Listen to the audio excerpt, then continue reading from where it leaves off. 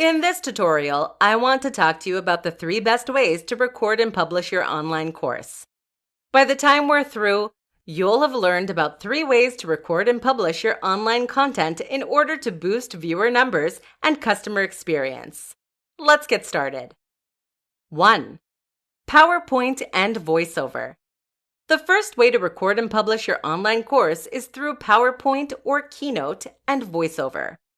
This technique is simple, cheap, and great for camera-shy people. Here's how to do it. First, make your PowerPoint or Keynote presentation as normal. Then, use a good microphone and screen capture software to record yourself talking about the slideshow. The software will then combine your voiceover and PowerPoint to produce a video file. This video file will be what you upload for your online course. You can also do this using something like Zoom. Here's how to use Zoom. Make your slideshows as normal. Then practice giving your lecture about the slideshow. Once you're ready, get a good microphone and pull up Zoom. Select the screen share option on Zoom and select the slideshow you want to present on.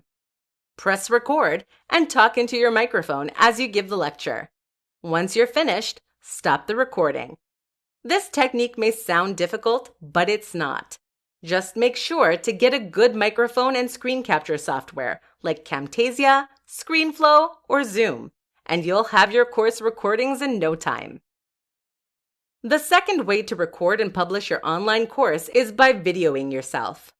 This technique is very simple and accessible to almost everyone because it can be done with a smartphone. This technique is great if you need to demonstrate something, such as a project or design. If your course is on something like cooking or fitness, for example, you may benefit from this recording technique.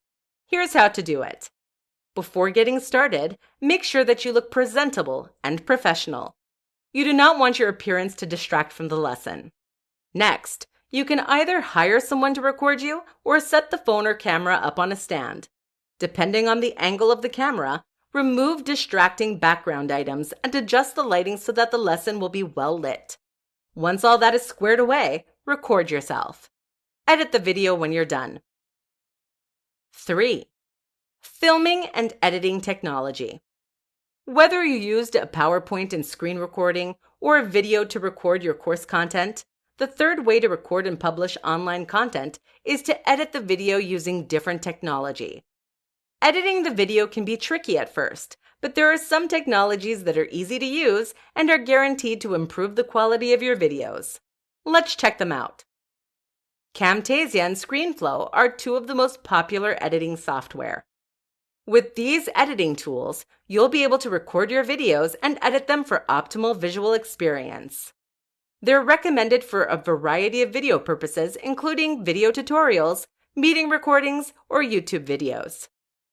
If you're uncomfortable editing your own videos, though, you can hire individuals to edit them for you. You can look online for freelance video editors.